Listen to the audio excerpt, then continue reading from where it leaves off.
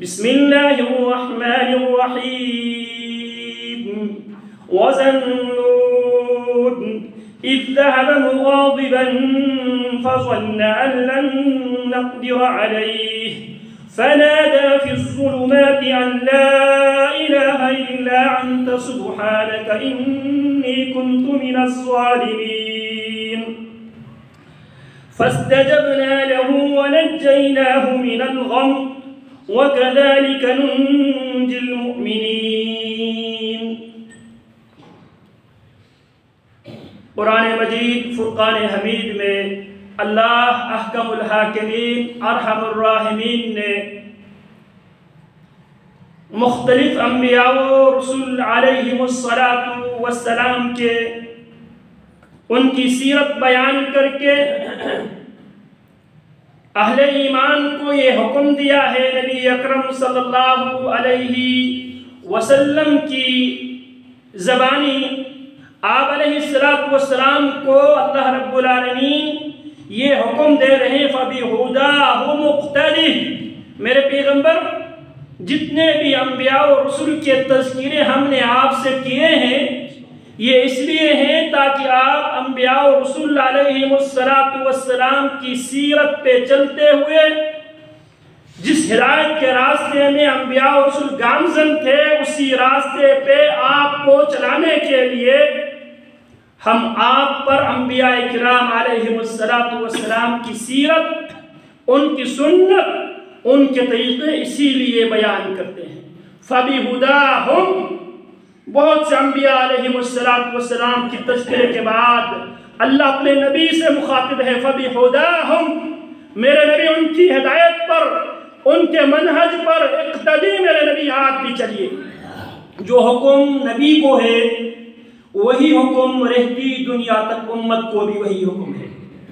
اللہ رب العالمین نے انبیاء کرام علیہ السلام کی سیرت کے مختلف کلپس مختلف پہلوؤں پہ قرآن مجید میں روشنی ڈال کر مسلمانوں کو یہ آئینہ دکھایا ہے، مسلمانوں کو یہ طریقہ کار، مسلمانوں کو یہ نسخہ دیا ہے۔ جب بھی مسلمان کسی ایسی سچویشن سے ایسی حالات سے اگر گزرے تو مسلمان ان انبیاء کرام علیہ السلام کے انتخاب کردہ راستوں پہ چل پڑے۔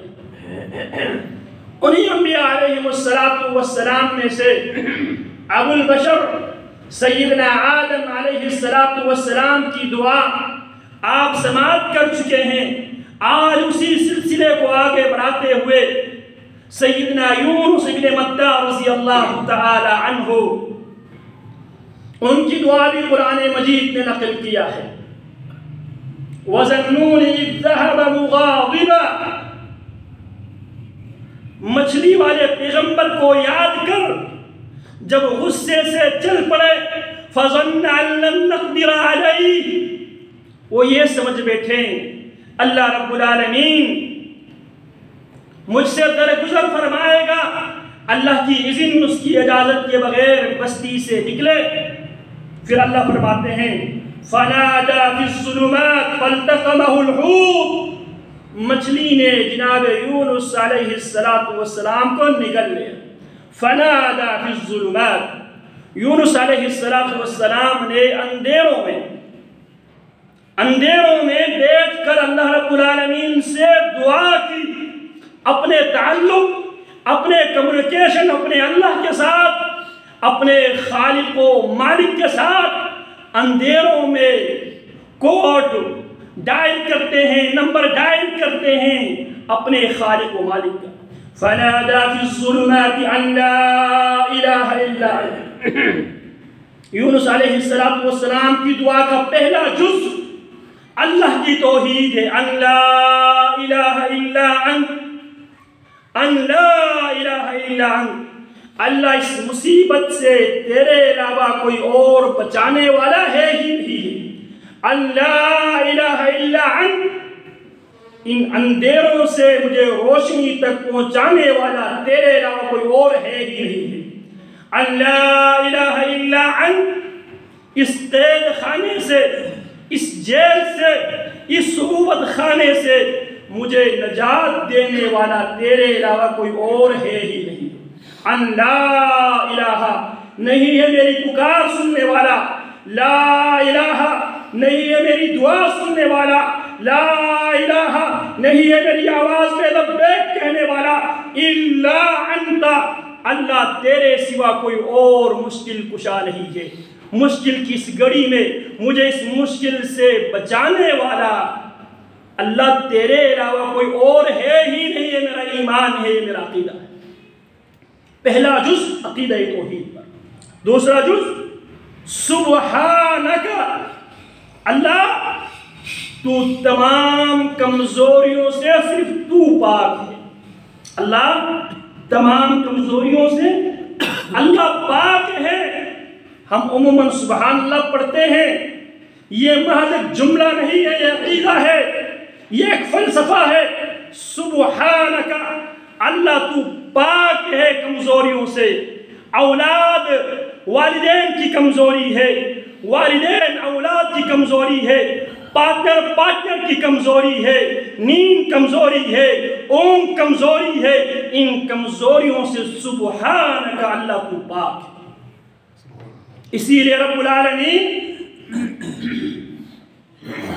جب انبیاء کرام علیہم السلام ان کو معجزے عطا کرتے ہیں، وہ کام ان سے کرواتے ہیں جو انسانی عقل ان باتوں کو ادراک نہیں کر سکتی، تو وہاں پہ اللہ لفظ سبحان سے اس واقعے کا آغاز اور ابتدا کرتے ہیں۔ سبحان الذی اسری بعبدہ لیلا من المسجد الحرام الی المسجد الاقصی الذی بارکنا حولہ۔ پاک ہے وہ ذات، انسانی عقل کے دائرے میں رہ کر اگر سوچیں تو اس زمانے کی انسان کی سمجھ میں یہ بات آنے والی نہ تھی۔ یہ کیسے ہو سکتا ہے رات کی کچھ لمحات میں، چند گھڑیوں میں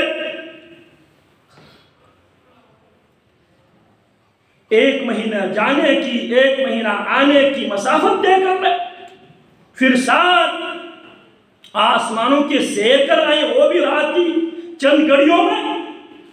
انسان کی عقل اس بات کو قبول کرنے کے لیے تیار نہ تھی۔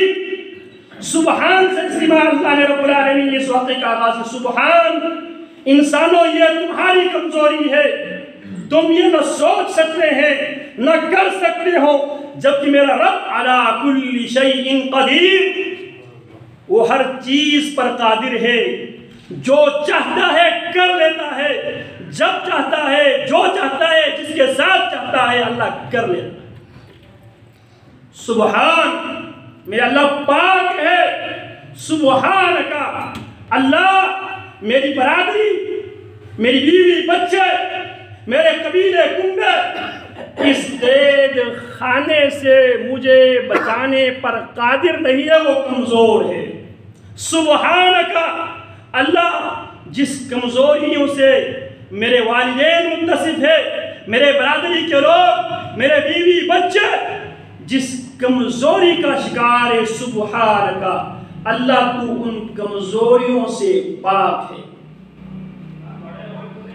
جناب یونس علیہ السلام، ایک تو سمندر، پھر مچھلی کی پیٹ جسے قرآن میں فی ظلمات فنادا فی الظلمات، اندھیروں سے آواز دی، لا الہ الا انت سبحان، اللہ تو سبحان ہے، تو پاک ہے کمزوریوں سے۔ اگر مچھلی کی پیٹ سے، اس قید خانے سے اگر مجھے نجات دینے پر کوئی قادر ہے، صرف اور صرف تیری ذات ہے۔ کیوں؟ کیونکہ تو سبحان ہے، تو کمزوریوں سے پاک ہے، تو علی کل شیء قدیر ہے۔ ریاست کے لوگ کچھ کر نہیں سکتے کیونکہ وہ کمزور ہیں اور تو کمزوریوں سے پاک ہے۔ سبحانک، پہلا کلمہ لا الہ الا انت، عقیدہ توحید۔ یونس علیہ السلام کی دعا کا پہلا کلمہ عقیدہ توحید پر مشتمل ہے۔ دوسرا کلمہ سبحانک، اللہ تو پاک ہے، تسبیح پر مشتمل ہے۔ اور آخری جملہ انی کنت من الظالمین، استغفار اور اعتراف پر مشتمل ہے۔ استغفار اور اعتراف پر مشتمل ہے۔ انی کنت من الظالمین، اللہ میں نے اپنی جان پر میں ظلم کر بیٹھا ہوں۔ یہ استغفار بھی ہے اور یہ اعتراف بھی ہے۔ اور اللہ رب العالمین فرماتے ہیں جو بھی عقیدہ توحید کی بنیاد پر اللہ کو سبحان مانتے ہوئے، استغفار کرتے ہوئے، اعتراف جرم کرتے ہوئے، جو بھی اسی دعا کے ساتھ مجھے پکارے گا، جس حالت میں پکارے گا، جس مشکل میں پکارے گا، فَاسْتَجَبْنَا لَهُ، ہم نے اپنے بندے یونس کی دعا کو، یونس کی پکار کو، یونس کی درخواست کو ہم نے ایکسپٹ کیا تھا۔ وَكَذَلِكَ نُنْجِي الْمُؤْمِنِينَ، اسی طرح جو ان دعاؤں کے ساتھ، ان جملوں کے ساتھ، اس عقیدے کے ساتھ، اس معیار کے ساتھ، اس ترتیب کے ساتھ جو بھی مجھے پکارے گا، وَكَذَلِكَ نُنْجِي الْمُؤْمِنِينَ، اسی طرح ہم ایمان والوں کو، ان جملوں پر ایمان رکھنے والوں کو، یقین رکھنے والوں کو ننجی، ہم نجات دیتے ہیں، ہم نجات دیتے رہیں گے۔ ننجی یہ صیغہ مضارع کا ہے، اور مضارع کا صیغہ حال اور مستقبل دونوں پر دلالت ہے۔ اللہ فرماتے ہیں وَكَذَلِكَ نُنْجِي الْمُؤْمِنِينَ، اسی طرح ہم ایمان والوں کو نجات دیں گے۔ شرط کیا رکھے؟ اشارے کی شرط کیا رکھی؟ ایمان۔ جو عقیدہ توحید پر ایمان رکھتا ہو، جو اللہ رب العالمین کی پاکی پر ایمان رکھتا ہو، اللہ پاک ہے ہر قسم کے شریکوں سے، اللہ پاک ہے تمام قسم کی کمزوریوں سے۔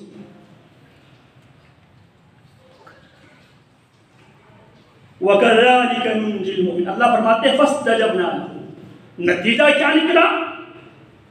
3 جملوں پر مشتمل دعا کی یونس علیہ السلام نے۔ کن حالتوں میں؟ فَنَادَى فِي الظُّلُمَاتِ، اندھیروں میں آواز دیتے ہیں، اندھیروں میں پکار اٹھتے ہیں، اندھیروں میں اپنے خالق و مالک سے رابطہ قائم کر لیتے ہیں۔ اللہ اکبر کبیرہ۔ سیدنا اکرمہ ابن ابی جہل رضی اللہ تعالی عنہ وارضاہ، نبی اکرم صلی اللہ علیہ وسلم فتح مکہ کے دن فاتح کی حیثیت سے جب مکہ میں داخل ہوئے،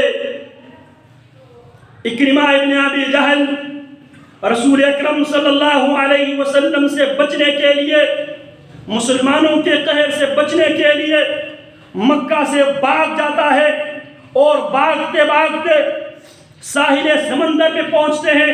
ساحل سمندر پہ جب پہنچتے ہیں، کشتی میں بیٹھتے ہیں اور کشتی چل پڑتی ہے۔ کچھ دیر کشتی چلنے کے بعد بور میں کشتی پھنس جاتی ہے، موجوں کے گھیرے میں کشتی آ جاتی ہے۔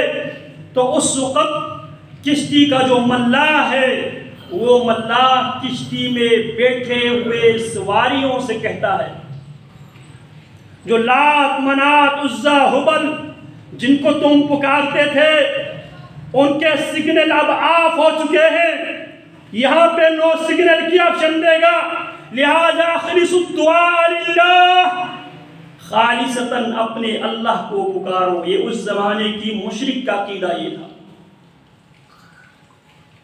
اور قرآن مجید نے ان الفاظ میں بیان کیا وَإِذَا رَكِبُوا فِي الْفُلْكِ دَعَوُا اللَّهَ مُخْلِصِينَ لَهُ الدِّينَ فَلَمَّا نَجَّاهُمْ إِلَى الْبَرِّ إِذَا هُمْ يُشْرِكُونَ۔ جب کشتیوں پہ وہ سفر کرتے تھے، کشتی جب کسی مصیبت میں گر جاتی تھی تو دعوا اللہ مخلصین لہ الدین، وہ خالص اللہ رب العالمین کو پکارا کرتے تھے۔ فلما نجاہم الی البر اذا هم یشرکون، جب اللہ انہیں نجات دیتے، خشکی پہ یہ لوگ اترتے، تب وہ شرک کیا کرتے۔ کشتی کے ملاح نے کیا کہا؟ اب دعا کو خالص اپنے اللہ سے کر لو، جن کو تم پکارتے تھے، جو تمہارے حاجت روا مشکل کشا بگڑی بنانے والے تھے، ان سب کے سگنل ویسے ہی آپ ہے، لیکن یہاں پہ مکمل وہ سگنل ڈیتھ ہو چکے۔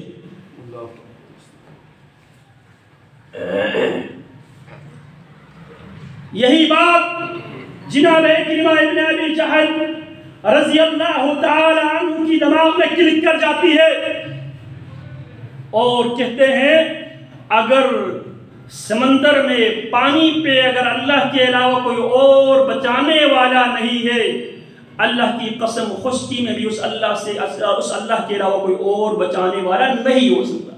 یہی بات تو محمد کرتے ہیں، اور یہاں سے انہوں نے اپنی نیت چینج کر دی اور یہاں عزم کر لیا چشتی میں ہی، اگر میرے رب نے مجھے نجات دی کہ میں محمد الرسول اللہ صلی اللہ علیہ وسلم کے پاس حاضری دوں گا، اور مجھے یقین ہے، مجھے امید ہے میں محمد الرسول اللہ صلی اللہ علیہ وسلم کو مخلوق میں سے بہت مہربان پائے۔ واپس آتے ہیں، دائرہ اسلام میں داخل ہوتے ہیں۔ رسول اکرم صلی اللہ علیہ وسلم کے آپ علیہ السلام کے دنیا سے رخصت ہونے کے بعد ابو بکر رضی اللہ تعالی عنہ نے مسیلمہ کذاب کی سرکوبی کے لیے جناب اکرمہ بن ابی جہل رضی اللہ تعالی عنہ کی قیادت میں لشکر روانہ کرتے ہیں۔ خیر آخرکار وہ مارکہ جناب خالد بن الولید رضی اللہ تعالی عنہ کی قیادت میں وہ مارکہ فتح کیا، مسلمانوں نے سر کیا، لیکن یہ اکرمہ ابن ابی جہل رضی اللہ تعالی عنہ یرموک کے میدان میں عیسائیوں سے لڑتے ہوئے اور رومن امپائر سے لڑتے ہوئے موت پر بیعت کرتے ہوئے یہ اسلامی تاریخ کا وہ پہلا گروہ، وہ پہلا قافلہ تھا جنہوں نے موت پر بیعت کرتے ہوئے لڑتے لڑتے شہید ہو گئے، جناب اکرمہ ابن ابی جہل رضی اللہ تعالی۔ تو بعد میں یہ کر رہا تھا، سمندروں میں مشکلوں میں کام آنے والا صرف اللہ ہے۔ فنادا فی الظلمات، اندھیروں سے جناب یونس علیہ السلام نے دعا کی، درخواست کی، لا الہ الا انت سبحانک انی کنت من الظالمین۔ نتیجہ یہ آیا فاستجبنا لہ، ہم نے جناب یونس علیہ السلام کی دعا قبول کر لی۔ اللہ فرماتے فلولا کان من المسبحین، اگر میرے یونس تسبیح بیان کرنے والوں میں سے نہ ہوتے، لفظ سبحان پر ایمان اور یقین رکھنے والے بندوں میں سے میرے یونس نہ ہوتے، لَلَبِثَ فِي بَطْنِهِ إِلَى يَوْمِ يُبْعَثُونَ، یونس قیامت قائم ہونے تک مچھلی کی پیٹ میں ہوتے۔ یونس کو مچھلی کی پیٹ سے نجات عقیدہ سبحان نے دی ہے۔ کس عقیدے نے؟ عقیدہ سبحان، پاک ہے میرا اللہ، ہر قسم کی کمزوریوں سے، نقص سے پاک ہے میرا اللہ، ہر کامل صفات سے متصف ہے میرا اللہ۔ الکمال للہ والعصمت للانبیاء، یہ ہمارا ایمان ہے، یہ ہمارا عقیدہ ہے۔ کامل صفات سے صرف اور صرف میرا رب متصف ہے، اور معصوم عن الخطا صرف اور صرف حضرات انبیاء کی جماعت ہے۔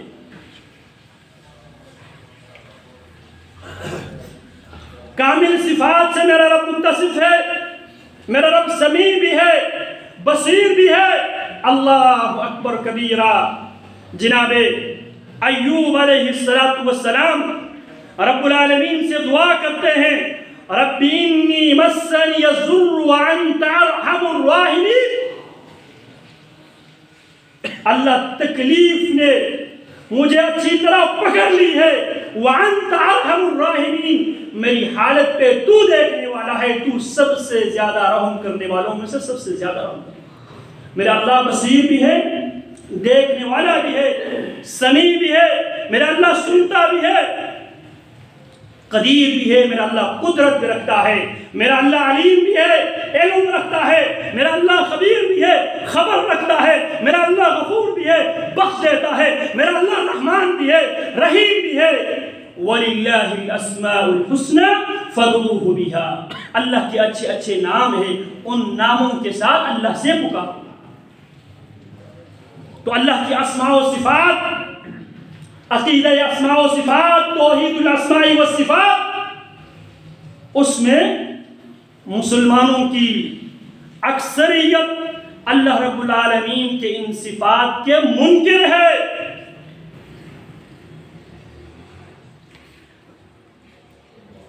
اللہ کے صفات کے منکر ہے، یا سرے سے انکار کر دیتے ہیں، یا تعویل کر دیتے ہیں، یا کیفیت بیان کرتے ہیں، یا اللہ کی صفات کو بندوں کے صفات کے ساتھ کمپیر کرتے ہیں۔ ہمارا عقیدہ سن لو، اللہ سمیع ہے، سنتا ہے۔ کیسے سنتا ہے؟ کس طرح سنتا ہے؟ نہ ہم کیفیت بیان کریں گے، نہ ہم اللہ کی صفات کو کسی مخلوق کے صفات کے ساتھ تشبیہ دیں گے، نہ ہم اللہ کی صفات کے انکار کریں گے، نہ ہم اللہ کی صفات کی تعویل کریں گے۔ ہمارا عقیدہ یہ ہے اللہ سنتا ہے جیسے اللہ رب العالمین کی شان کے لیے لائق ہے، اللہ دیکھتا ہے جس طرح اللہ کے شان کے لیے لائق ہے، اللہ علم رکھتا ہے جس طرح اللہ کے شان کے لیے لائق ہے۔ اللہ اکبر کبیرہ۔ تو اللہ فرماتے ہیں فَاسْتَجَبْنَا لَهُ، ہم نے اس کی دعا سن لی۔ نتیجہ اور وعدہ کیا ہے؟ وَكَذَلِكَ نُنْجِي الْمُؤْمِنِينَ، اسی طرح اسی دعاؤں پر ایمان رکھنے والے، اسی دعا کے ساتھ مجھے پکارنے والوں کو دنیا کی ہر مشکل سے ہم نجات دیں گے، یہ اللہ کا وعدہ ہے۔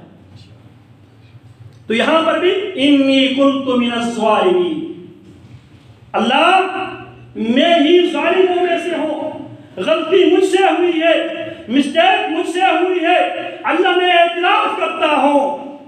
الہی عبدک العاصی اتاک مقرا بالذنوب وقد دعاک ان ترحم فانت لذاک اہل وان تطرد فمن یرحم سواک۔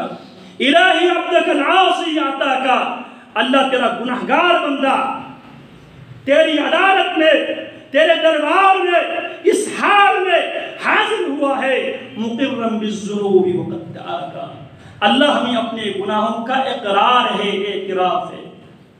ان ترحم فانت لذاک اہل، اگر ہماری حالت پہ تو رحم کرے تو رحمان اور رحیم ہے۔ وَإِن تَطْرُدْ فَمَن يَرْحَمْ سِوَاكَ، اللہ اگر تو ہمیں دھتکارے، اللہ تیرے رو کون ہے جو ہماری حالت پہ رحم کرے۔ رسول اللہ صلی اللہ علیہ وسلم کے صحابی جناب سعد ابن ابی وقاص رضی اللہ تعالی عنہ، جو نبی اکرم صلی اللہ علیہ وسلم کے ماموں لگتے تھے، پیارے پیغمبر علیہ السلام کے لیے حضرات صحابہ کرام رضوان اللہ علیہم اجمعین یہ کہا کرتے تھے فداک ابی و امی، اے اللہ کے حبیب آپ پر میری ماں باپ قربان ہو۔ لیکن اللہ کے نبی علیہ السلام جناب سعد بن ابی وقاص رضی اللہ تعالی عنہ سے فرماتے ہیں ارمی یا سعد فداک ابی و امی، سعد تیر چلاتا جا، سعد تجھ پر محمد کے والدین قربان ہو صلی اللہ علیہ وسلم۔ یہ مستجاب الدعوات میں سے تھے۔ اللہ اکبر کبیرہ۔ نبی اکرم صلی اللہ علیہ وسلم کی یہ صحابی جناب سعد بن ابی وقاص جو فاتح قادسیہ ہے، پرشین امپائر کے خلاف فیصلہ کن جو وار ہوئی ہے، وہ قادسیہ کے مقام پہ جناب سعد بن ابی وقاص رضی اللہ تعالی عنہ کی قیادت میں وہ جنگ ہوئی ہے۔ سیدنا عمر رضی اللہ تعالی عنہ خود اس وار کو لیڈ کرنے کی نیت کر چکے تھے۔ سیدنا علی رضی اللہ تعالی عنہ کے ایڈوائس پہ، ان کے مشورے پہ جناب عمر رضی اللہ تعالی عنہ نے اس ارادے کو ترک کر لیا۔ اب صحابہ کرام غور و خوض کرنے لگے، اب کون اس جنگ کو لیڈ کرے گا؟ سیدنا عبد الرحمن بن عوف رضی اللہ تعالی عنہ فرماتے ہیں الاسد فی علیہ، امیر المومنین پریشان ہونے کی ضرورت نہیں ہے، شیر اپنے اقتدار میں موجود ہے، سعد بن ابی وقاص ہے، رسول اللہ کے ماموں ہے، مستجاب الدعوات ہے، اللہ کے نبی علیہ السلام کی ماموں کو قیادت دیجئے۔ اللہ اکبر کبیرہ، جناب سعد بن ابی وقاص رضی اللہ تعالی عنہ کی قیادت میں مسلمان پرشین امپائر کو فیصلہ کن سبق سکھانے کے لیے میدان قادسیہ کو آباد کرتے ہیں سعد بن ابی وقاص رضی اللہ تعالی عنہ کی قیادت میں۔ اور لڑائی کے موقع پہ جناب سعد بن ابی وقاص رضی اللہ تعالی عنہ بیمار ہو جاتے ہیں، تو جناب سعد رضی اللہ تعالی عنہ کے لیے اسی میدان میں ایک چبوترا بنایا جاتے ہیں اونچی جگہ پہ، جس سے جناب سعد رضی اللہ تعالی عنہ کو جنگ کو لیڈ کر رہے ہوتے ہیں۔ اسی دوران ایک صحابی، ایک سپاہی ابی المحجن الثقفی، یہ شراب پینے کی وجہ سے اس کو گرفتار کر لیتے ہیں۔ اب جناب سعد بن ابی وقاص رضی اللہ تعالی عنہ کی فقاہت کا عالم یہ ہے، انہوں نے ابی محجن الثقفی کو ان پہ حد نافذ نہیں کرتے۔ اسی سے فقہاء اس مسئلے کا استدلال لیتے ہیں، کیوں؟ تاکہ سزا نافذ کرنے کی وجہ سے رد عمل میں آ کے، ری ایکشن میں آ کے یہ سپاہی دشمن کے ساتھ نہ مل جائے۔ لہٰذا اب ایک گناہگار گناہ کبیرہ کا مرتکب شخص کو نہ جہاد میں شمولیت کی اجازت ملتی ہے، نہ میدان جنگ میں اس پر سزا نافذ کرتے ہیں جناب سعد بن ابی وقاص رضی اللہ تعالیٰ عنہ۔ جب لڑائی زوروں پر ہوتی ہے،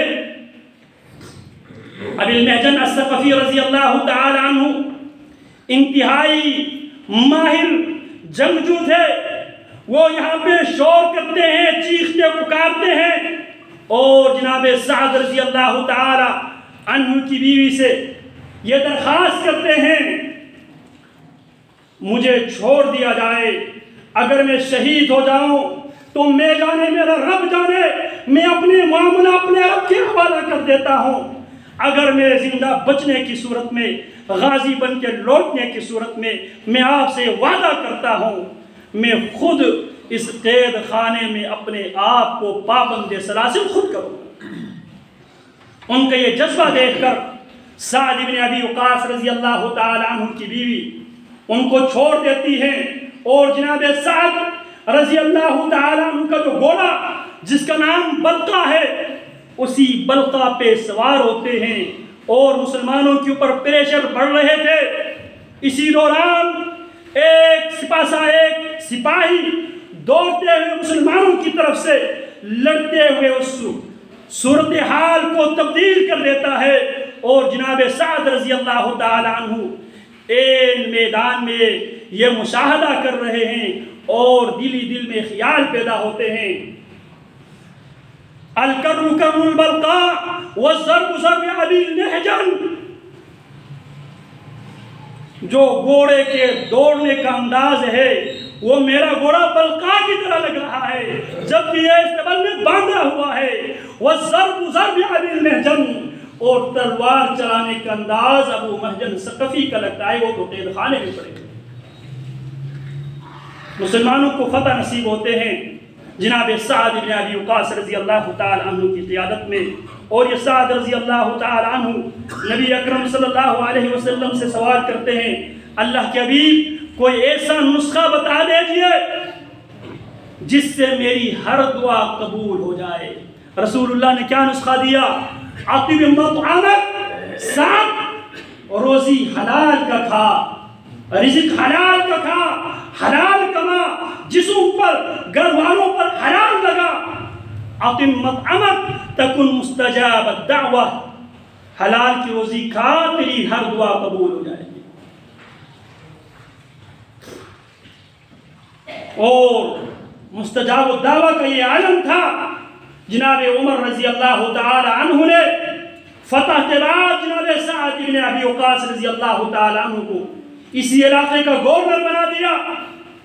لوگوں نے جناب سعد بن ابی وقاص کی خلاف شکایتیں کی، اور امیر عمر رضی اللہ تعالی عنہ کا ایک طریقہ ہوا کرتا تھا، جس کے بارے میں بھی کوئی شکایت آتی سیدنا عمر تحقیق ضرور کیا کرتے تھے، اگرچہ وہ سعد بن ابی وقاص ہی کیوں نہ ہو۔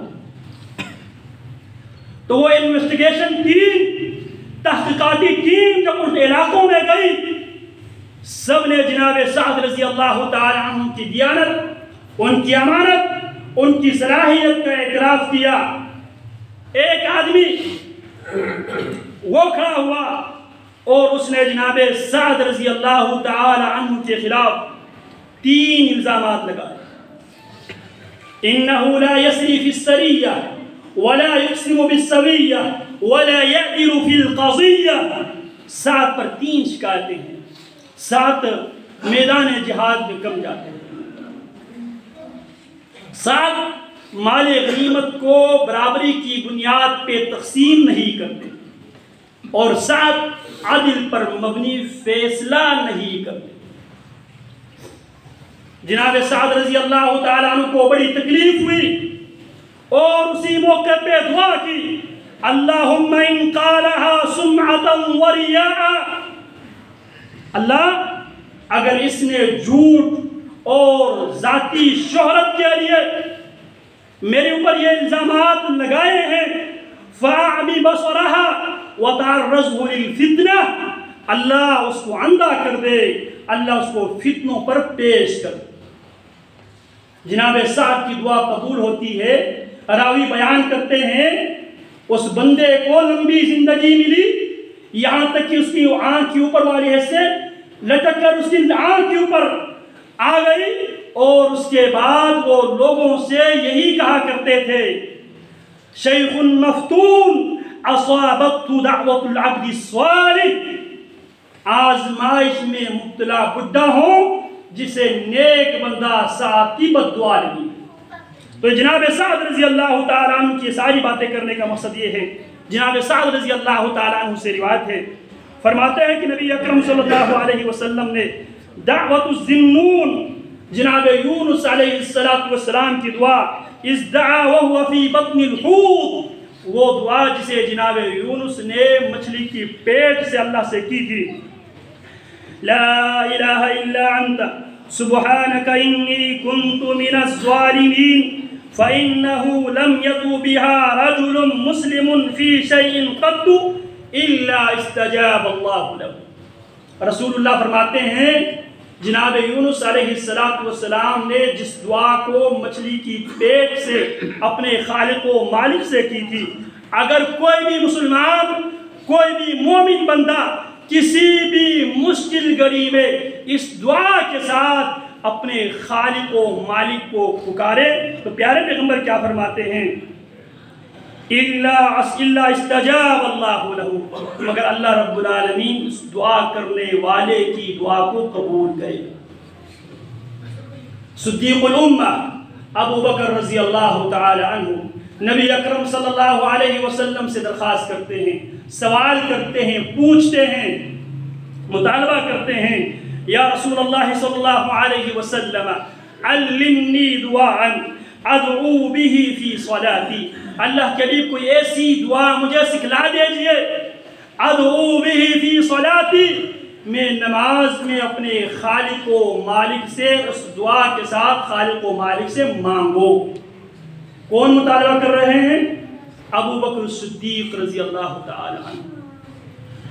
شاید یہ دعا بہت سے احباب پڑھتے ہوں گے، رسول اللہ صلی اللہ علیہ وسلم نے صدیق اکبر رضی اللہ تعالیٰ عنہ کے مطالبے پہ قال صلی اللہ علیہ وسلم قل، آپ علیہ السلام نے فرمایا ابو بکر پھر کہہ دے، اللہم انی ظلمت نفسی ظلما کثیرا ولا یغفر الذنوب الا انت فاغفر لی مغفرتا من عندک وارحمنی انک انت الغفور الرحیم۔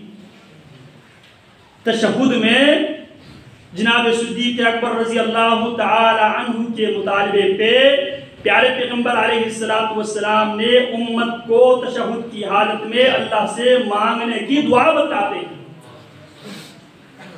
اللہم انی ظلمت نفسی، اللہم اے اللہ انی ظلمت نفسی، بے شک میں نے اپنی جان پر ظلم میں کر بیٹھا ہوں، ظلماً کثیرا، بہت زیادہ ظلم، جسم پر بھی ظلم، اور روحانی اعتبار سے بھی ظلم، اخلاقی اعتبار سے بھی ظلم، عقائد معاملات کے اعتبار سے بھی ظلم.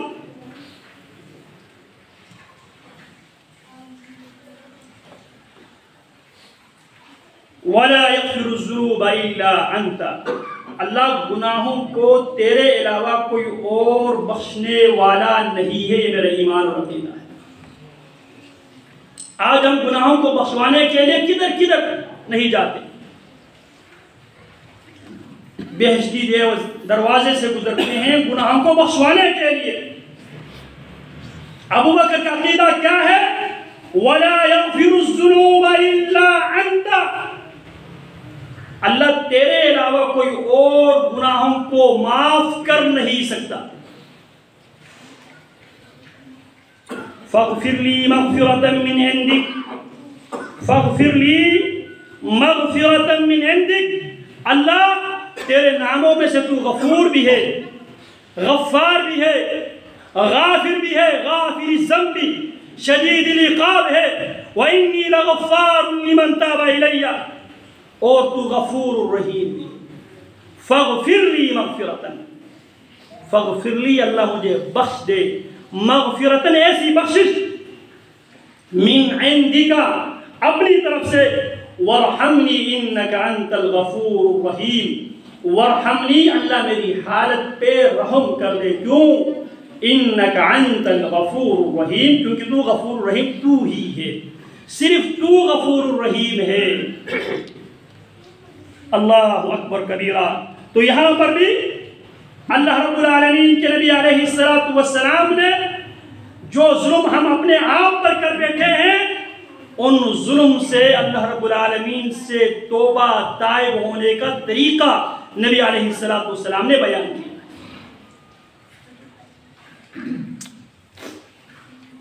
اسی طرح سیدنا موسیٰ علیہ السلام کی سیرت بھی قرآن مجید نے بیان کیا ہے. جناب موسیٰ علیہ السلام سے غیر ارادی طور پر ایک بندہ قتل ہو جاتا ہے. جناب موسیٰ علیہ السلام سے غیر ارادی طور پر، جناب موسیٰ علیہ السلام کی نیت اس قبطی کو قتل کرنے کی نہ تھی، صرف اس کو سبق سکھانے کی نیت سے. فَوَقَذَهُ مُوسَىٰ، موسیٰ علیہ السلام اس کو ایک پنج مارا. فَقَضَىٰ عَلَيْهِ، پنج پڑھتے ہی وہ بندہ ڈیتھ ہو گیا، مر گیا. جب یہ حالت پیش آئی، موسیٰ علیہ السلام نے کیا کہا؟ رَبِّ إِنِّي ظَلَمْتُ نَفْسِي فَاغْفِرْ لِي فَغَفَرَ لَهُ إِنَّهُ هُوَ الْغَفُورُ الرَّحِيمُ.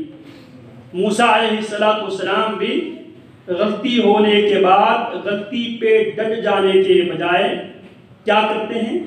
اللہ رب العالمین سے بخشش کی مطالبہ اور درخواست کرتے ہیں. آج ہم غلطی پہ غلطی کرتے چلے جا رہے ہیں اور اس خوش فہمی میں مبتلا ہے ہم ہی جنتی ہے. یا ناظرا یرو بعین الراقدین ومشاہدا لعمر غیر مشاہد تصل الذنوب الى الذنوب وترتدي دوج الجنان ونير فوز العابد أنسيت ربك حين أخرج آدم منها إلى الدنيا بذنب واحد. ہم تو گناہوں پہ گناہ چراتے جا رہے ہیں اور اس امید میں بیٹھے ہیں کہ ہم جنتی ہیں. أنسيت حين أخرج ربك آدم، کیا تم اس بات کو بھول گئے کہ تیرے رب نے آدم کو جنت سے صرف ایک غلطی کی بنیاد پہ نکال دیا. تو اس جنت میں جانے کے لیے آس لگا کے بیٹھے ہیں اور ساتھ گناہوں پہ گناہ کرتے چلے جا رہے ہیں. جب ہم لفظ گناہ کہتے ہیں، لوگوں کی سر پہ بہت باری بوجھ بن کے ان کے ذہن کو ایسی بات آتی ہے، نماز چھوڑ دینا، روزہ چھوڑ دینا، یہ گناہ ہے. یقیناً یہ گناہ ہے، لیکن جو ہم روز مرے کی معاملات میں لوگوں پہ ظلم کرتے ہیں، ناپ تول میں کمی کرتے ہیں، مزدور کام چوری کرتے ہیں، ملازم کام چوری کرتے ہیں، پیسہ ملازمت کے لیتے ہیں، پیسہ مزدوری کام کے لیتے ہیں، ناپ تول میں کمی کر لیتے ہیں، ایک دوسرے کے ساتھ فراڈ اور دھوکہ کرتے ہیں۔ وَيْلٌ لِّلْمُطَفِّفِينَ الذين إذا اكتالوا على الناس يستوفون وإذا كالوهم أو وزنوهم يخسرون ألا يظن أولئك أنهم مبعوثون ليوم عظيم يوم يقوم الناس لرب العالمين۔ ناپ تول میں کمی کرنے والوں کے لیے ہلاکت ہے، یہ ظلم ہے۔ زبان سے کتنے ہم ظلم نہیں کرتے، جھوٹ بول کر، غیبت کر کے، لوگوں کی عزتیں ان کی پگڑیاں اچھال کر، گالیاں دے کر، بےزتی کر کے، طاقت کے نشے میں لوگوں کو تھپڑ مار کر، لوگوں کی جان لے کر، زمینوں پہ ناجائز قبضہ کر کے، ساتھی سے فائدہ اٹھاتے ہوئے ناجائز فائدے اٹھا کر،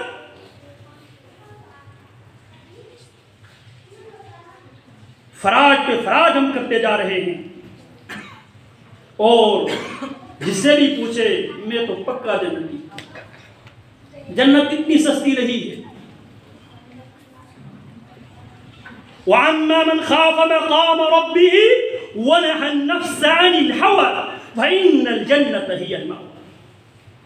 وَعَمَّا مَنْ خَافَ مَقَامَ رَبِّهِ، جو ناپ توڑ کر دیتے لیتے وقت، معاملات کرتے وقت، زبان سے بولتے وقت، قدم سے چلتے وقت، آنکھ سے دیکھتے وقت، کان سے سنتے وقت، ہاتھ سے کماتے وقت، من خاف مقام ربی، جو اپنے رب کا خوف رکھتے ہوئے، جو فراڈ میں کر رہا ہو، ناپ تول میں جو کمی میں کر رہا ہو، جو جھوٹ میں بول رہا ہو، جو الزام تراشی سے میں کام لے رہا ہو، وَأَمَّا مَنْ خَافَ مَقَامَ رَبِّهِ، ایک دن ایسا آئے گا میں نے اپنے رب سے ملنا ہے، میرے رب نے مجھ سے حساب لینا ہے۔ اس عقیدے کی وجہ سے وَنَهَى النَّفْسَ عَنِ الْهَوَىٰ، اس نے اپنے آپ کو خواہشات کے پیچھے لگانے سے اپنے آپ کو بچا کے رکھا۔ اللہ فرماتے فَإِنَّ الْجَنَّةَ هِيَ الْمَأْوَىٰ، جنت ایسے انسانوں کے لیے ٹھکانہ جو خواہشات کے پیچھے پڑنے کے بجائے اپنی خواہشات پہ قابو رکھتے ہیں۔ جھوٹ بولنا خواہش ہے، دوسرے کے مال ناجائز طریقے سے ہڑپ کرنا خواہش ہے، مزدوری پہ کام کرے تو کوئی اور معیار، اگر ٹھیکہ لینے کی صورت میں کوئی اور معیار، یہ فراڈ ہے، یہ ظلم ہے۔ تنخواہ کام کرے اور کام میں کام چوری کرے، یہ ظلم ہے۔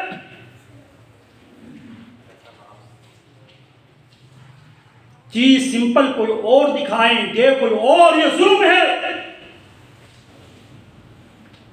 زبان سے وعدہ کرے اور وعدہ خلافی کرے، یہ ظلم ہے۔